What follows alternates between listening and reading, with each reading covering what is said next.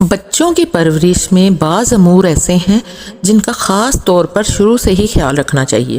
اپنے بیٹے یا بیٹی کی پرورش کرتے وقت بعض لاپرواہیاں ایسی ہیں جن کا خمیازہ آگے جا کر سب سے پہلے والدین ہی بھگتتے ہیں۔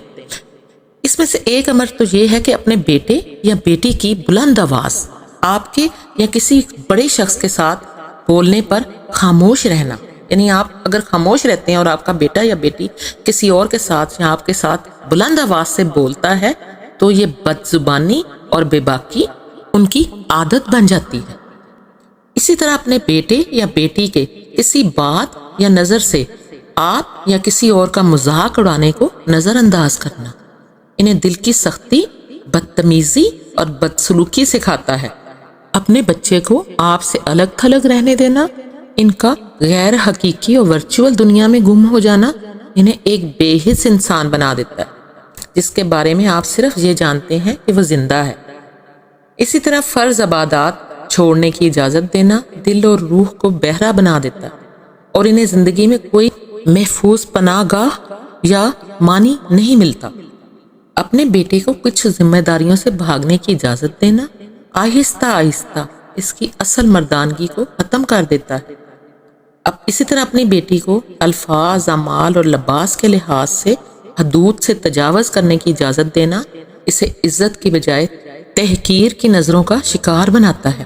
زیادہ مذاق اور غلط لوگوں سے تعلق رکھنے سے ایسے بیمار ذہن اور شریر افراد اس کی طرف متوجہ ہوتے ہیں۔ غلطیوں کو بار بار دہرانے کی اجازت دینا انہیں عادت اور معمول بنا دیتا ہے، کیونکہ جو سزا سے بے خوف ہو وہ بدتمیز ہو جاتا ہے۔ زیادہ نرمی، اپنے بیٹے یا بیٹی کے ساتھ حد سے زیادہ لاڈ پیار کرنا ان میں ناشکری، بے حسی، دل کی سختی اور شوق کی کمی کو پیدا کرتا ہے۔ زیادہ سختی ان کو ٹوٹ پھوٹ، محرومی اور اپنے اوپر اور دوسروں پر اعتماد کھونے کا باعث بنتی ہے۔ یہ رویہ شدت پسند خیالات اور بعض اوقات خودکشی کی سوچ بھی پیدا کر سکتا ہے۔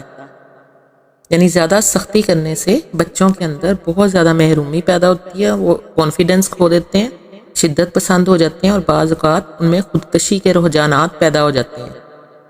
والدین یا دوسروں کے ساتھ بچوں کا بدتمیزی کرنا کوئی جدید یا ترقی یافتہ تربیت نہیں، جیسے کہ آج کل بچے بڑے اوور کانفیڈنٹ ہوتے ہیں اور والدین بڑے فخر سے کہہ رہے ہوتے ہیں کہ ہمارا بچہ انگلش بول رہا ہے، چاہے وہ دوسروں سے بدتمیزی کر رہا ہے، جو کچھ بھی کر رہا ہے، بلکہ یہ ایک لعنت ہے، نفسیاتی غربت اور فکری جہالت کی نشانی ہے۔ حلال و حرام کے درمیان فرق نہ کرنے کی اجازت دینا، شناخت کے کھو جانے، مذہب کے ستونوں کی بے حرمتی اور گناہوں میں لذت محسوس کرنے کا سبب بنتی ہیں یہ چیزیں۔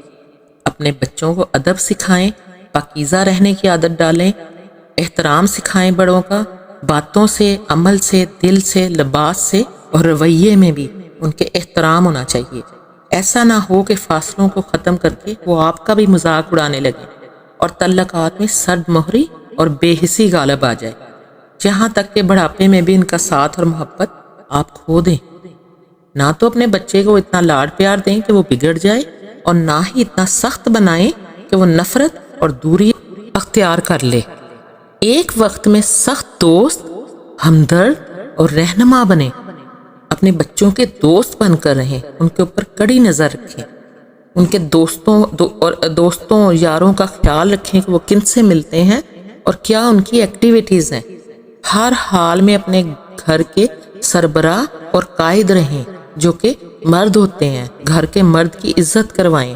گھر کی مرد کی عزت ہوگی تو بچہ ماں کی بھی عزت کرے گا۔ جو بچے باپ کی عزت نہیں کرتے وہ ماں کی بھی عزت نہیں کرتے۔ بچوں سے گھر کے چھوٹے چھوٹے کام کروائیں تاکہ ان میں احساس ذمہ داری پیدا ہو۔ اپنے بچوں کو دنیاوی تعلیم کے ساتھ ساتھ دینی تعلیم بھی ضرور دیں۔ اس کے لیے گھر میں اس چیز کا خاص اہتمام کریں اور خود بھی اس پر عمل پیرا ہوں، تاکہ بچے آپ سے ہی سیکھتے ہیں، والدین سے ہی سیکھتے ہیں، وہ وہی سیکھیں گے جو آپ کریں گے۔ اللہ تعالی ہمیں اور ہماری اولاد کو نیک اور سیدھے رستے پر چلائے اور ہمیں فرما برداروں میں سے بنائے۔ اللہ تعالی ہمیں نعمتوں کا شکر ادا کرنے کی توفیق عطا فرمائے اور ہمیں دشمنوں کے شر سے حفاظت عطا فرمائے۔ آمین ثم آمین۔